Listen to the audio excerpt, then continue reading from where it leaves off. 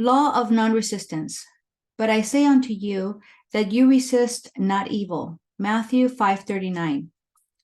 Our interest in this law of truth is especially opportune at this time, when to many earnest students there seems to be so much in the world to be met, which apparently cannot be met unless some resistance is set up. Sin and sickness seems to have multiplied despite all the efforts made to counteract them. Resistance as a means of securing peace and harmony is a mistaken and misleading idea. True harmony cannot come from inharmony, nor peace from discord. Resistance fails because it is not in accord with harmony and order, which is the law. The Master's doctrine that ye resist not evil seems a paradox to some of us. It seems contrary to the natural reactions of a body, for when we meet with opposition, it seems natural to steel our energies, collect our wits, and use whatever means we have to outwit and break down the opposition. Yet, as contrary as it may seem in one sense, when it pertains to the more serious things in life, we are unconsciously using the law in the trivial and material things. There are so many other names given to this law that we may not recognize it always as the primal law of non-resistance. For example, in our business world, we hear about the psychology of salesmanship, service, credit, free deliveries, expert advisors, and every other aid conceivable that will help us find the right pots and pans for the kitchen, the proper style and color of a crib for the nursery, the chair for the fireplace, and the accessories that are necessary to show off the living room effectively. In fact, there is one business house that advertises, "We have everything under the sun, so no matter what you need, you can find it there." There is good business, you say, and the department heads know business is good as long as they use this law. Why do you suppose they keep the doors wide open in the stores where you shop? Certainly, it is not to let fresh air in. It is to let prosperity come in to them without even having to swing open the doors. Have you ever noticed the number of people who walk through an open door in comparison to the number who open a door? Have you ever wondered why stores like the 5 and 10 or the 25 cents to dollar stores prefer to use the basement instead of a second floor? It is easier for people to walk downstairs than to climb up. Of course, they eventually walk up the steps when they come out, but it is the first thought of the people that directs them to go down. You will note that this psychology is used freely in any large business. They often employ men and women to study ways and means to interest and attract customers. They study the law of non-resistance and the simple ways it can be used upon the public. A salesman will study the ways and means of selling an article. He will approach a customer and present his product in a careful manner. He will bring out comparison with other similar products. He will praise his product and show all of its good points, trying all the while to avert any objection or argument in the customer's mind. In this manner, he builds up a positive sales talk and leads his customer to a positive acceptance. He will get the customer to say yes to so many things that before the customer is aware of his action, he is signing a check or a contract. The whole of salesmanship is built on the law of non-resistance. Successful business houses everywhere are using it. Department stores are the outgrowth of its use. When our grandparents went shopping with their baskets, there were many shops visited before they finished. Today, we can use the phone and order our list of supplies, very likely from one store. Mail order houses are dependent upon this method. It is in this way that they make it easy for prosperity to come to them. Business houses do not employ the only salesman, for everyone is a salesman of some kind. Whether we realize it or not, we are ever selling ourselves to our friends for approval or disapproval. We are ever striving to put forth our best self and inwardly want our friends to see us in that light. A young man wishing to meet that certain young lady will try every means to gain an introduction. Then he will put his best foot forward, act his best, make the most pleasing impression. Why all this extra effort, you ask? Because he wants to make it easy for the fair lady to like him and wish to know him better. He is trying to sell her the idea that he is her best choice for a companion and friend. He may be unconsciously using the law of non-resistance as far as he knows. Why does this young man put forth his best side? Oh, you say, that is only natural. It is a habit or a custom. That is true, yet we become so governed by habit and custom that there are times when we, in working for prosperity and good health, unconsciously put opposition in our path through this force of habit. There are some who may be working to gain success and to bring forth an increase of supply or material wealth, and yet have gotten into the habit of talking and fearing hard times.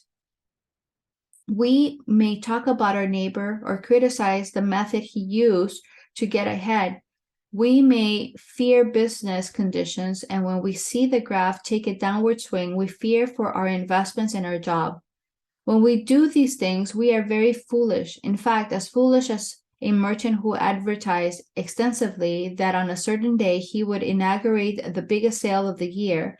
After getting his patrons all keyed up for the bargains promised, he barred the doors and closed everyone out. For such an act, the patrons thought he must have gone crazy, or else he did not want any business to come to him. Well, call him what you will, but some people are just as crazy at times when they want supply and prosperity to come to them and then bar the way with their conversations of poverty and discord. I don't say they are crazy, but I know they haven't learned how to think right. Nor are they wise to the law when they choke off their influx of good with negative chatter. One student wrote me and said, I am working hard over limitation, for I have had enough of it. My answer to her was, cease working over limitation and work only for prosperity. The law does not require us to work over or against the things we do not want, but it does require us to work with and for that which we do want. We dare not give our time, thought, and energy to that which is opposed to what we want. That is setting up a resistance contrary to the law and barring the way for our good to come in. How then shall we work for prosperity? By being non-resistant and in agreement with all that is prosperous and using every means at our command to make it easy for prosperity to come in. Water is very powerful, yet it is a perfect non-resistant element. We can see where it has worn away the hardest rock. We have seen it sweep everything before its torrential outburst. Bridges, buildings, trees, nothing can withstand its force. Yet, note how the great river begins. It starts with a small stream or brook high up in the mountains where the ice and snow feed it in the springtime. Note also that it is a very crooked little stream, nothing like the great river it finally flows into. You see, the little stream of water run into a huge boulder, a fallen tree, or debris made up of bushes, decayed leaves, and the like. Does the little stream stop at the obstacle and wait for its force to build up so that it can push the opposition from its path? No, the little stream is not interested so much in the boulder or tree as it is in hurrying along and reaching a larger stream, a river, and then the mighty ocean. It does not waste any time with the obstacle, but quietly works its way around the interference and hurries on. It is urged to meet a river and then to be a part of the mighty ocean. Thus, we see that little stream wind its way around and round many crooks and turns, but every turn takes it nearer to its goal. Some people, unwise to nature's method, set up a different one. When they meet an obstacle, they stop their progress to collect their forces and put up a fight to remove it. This resistance they set up causes friction. Friction causes an irritation and an inflammation. For this reason, many people's lives are hard and exacting. The waste of human energy is appalling. People in every walk of life are breaking down and wearing out like obsolete machinery. Remember, it is not the movement of machine that wears it beyond use and service, it is friction. Friction is opposition and resistance. If we go through life fighting, opposing, resisting, arguing, we are bound to meet with many obstacles and likely become so occupied fighting them that we lose sight of our real objective. If we are always getting steeled for the next opposition or trouble, we can expect plenty of it. Whereas if we strive to make little of the obstacle and keep our minds on the objective or the desire we set up to gain, we may have to wind around and around. But if we persevere, we will ultimately win. We will reach the goal. Another lesson we may learn from the stream is that when it is small and struggling, it has the most difficult time. In the beginning, it will have so many obstacles across its path that it is ever winding around to avoid direct opposition. Silently, it uses the law to be non-resistant, and it grows stronger in force and volume. When it becomes a larger stream and then a river, its path is more direct and the obstacles become less and less. Then it is not far from the mighty ocean. Students are like that. They have their hardest tasks and delays while they are yet weak in power and understanding. As they strike out in a new path in truth, the obstacles and tests will be plentiful. And wise ones will not fight the obstacles, but bless them and go on. As they go on with faith and assurance, they grow stronger and become like a great stream and river. Their course becomes more direct, their understanding is of greater depth, and the mighty ocean, their ultimate objective, is not far from them. A woman recently asked for help to meet her problem. She explained that her home was mortgaged and it was near time for her to make a payment, but the funds were lacking.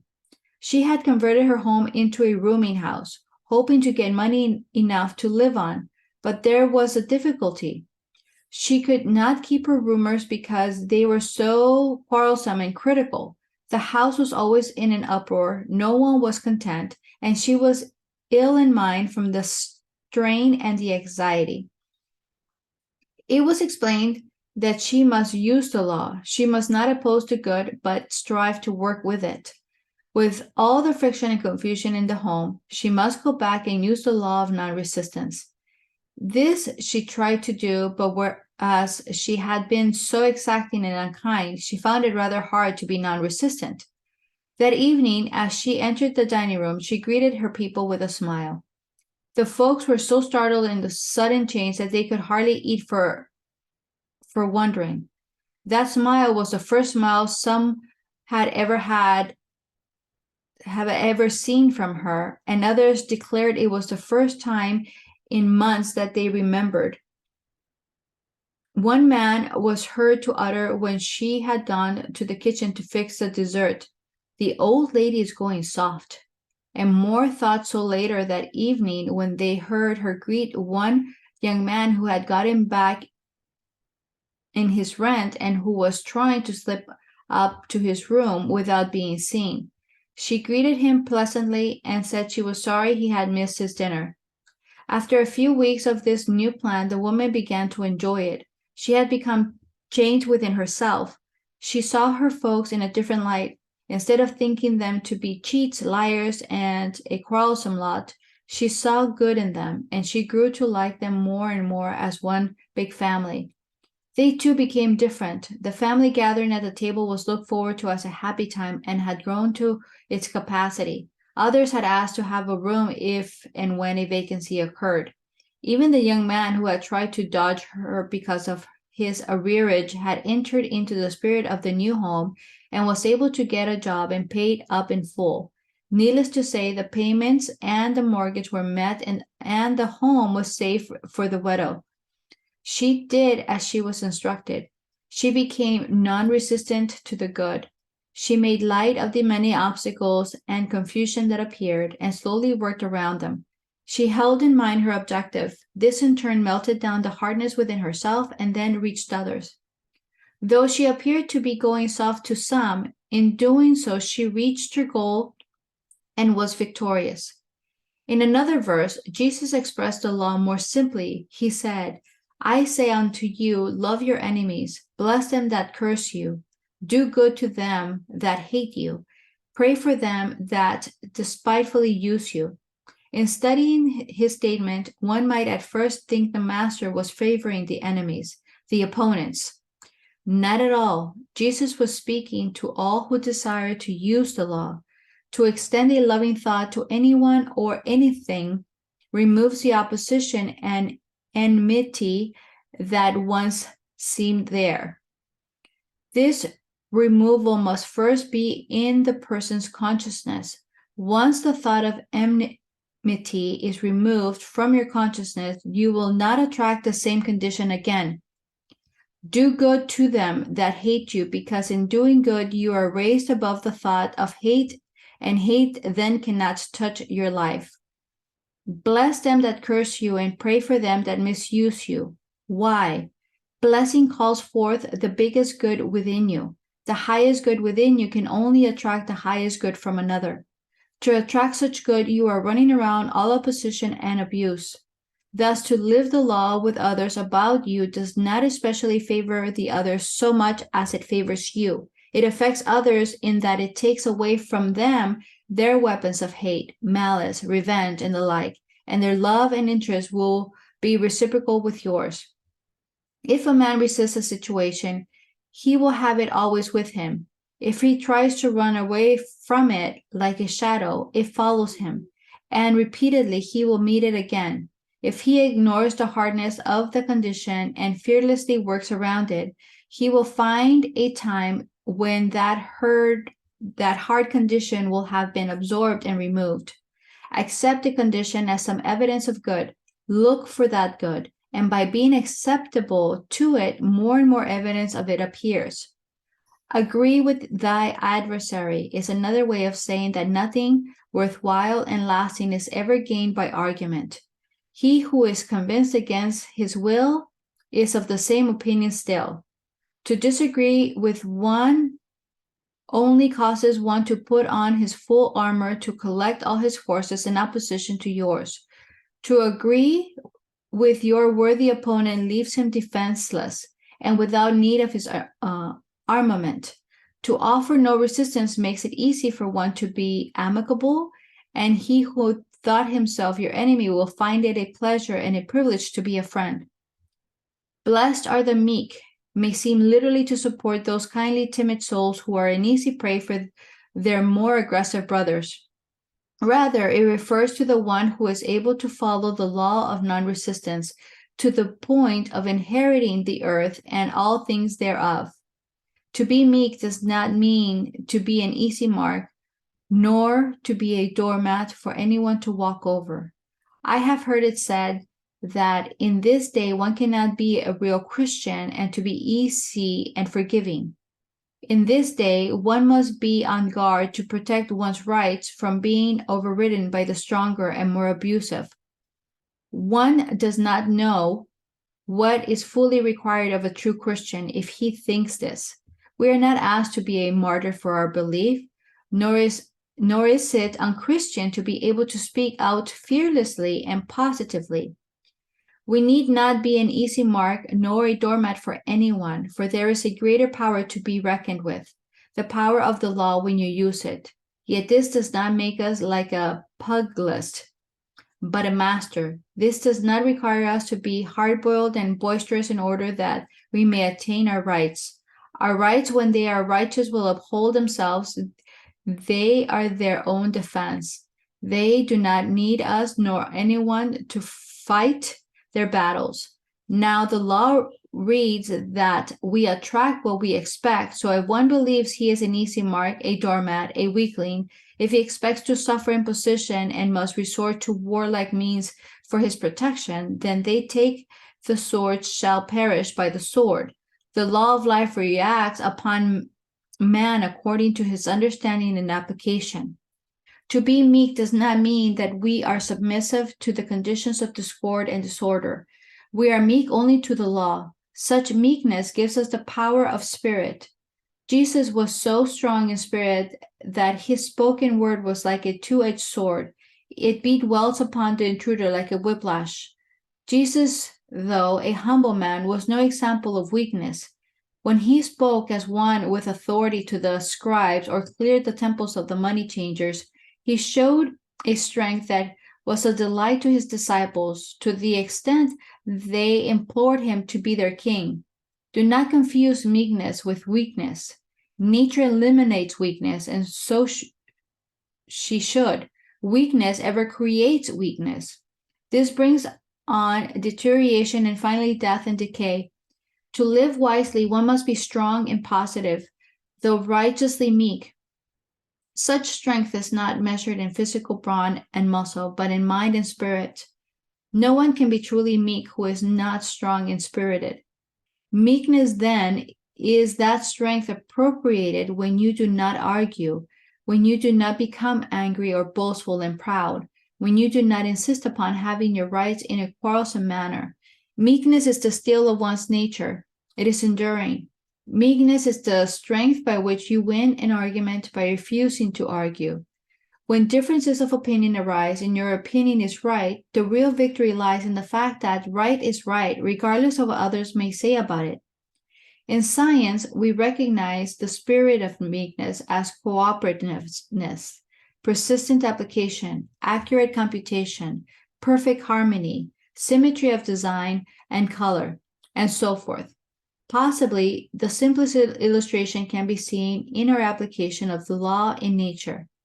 We exercise the spirit of meekness in accepting the terms of nature, and the more fully we cooperate or submit to her, the more abundantly we are blessed. We carefully select the best seed and plant it in the right place at the proper time and in the most fertile soil. Careful are we to water and cultivate the growing plant to ensure a bountiful yield. Why are we so careful, so particular, so non-resistant to obey nature's law? It is because we are weaklings, crave excessive work, and in general simpletons because of the utmost care and attention we are obliged to give. Only he who does not meet the law with non-resistance is foolish.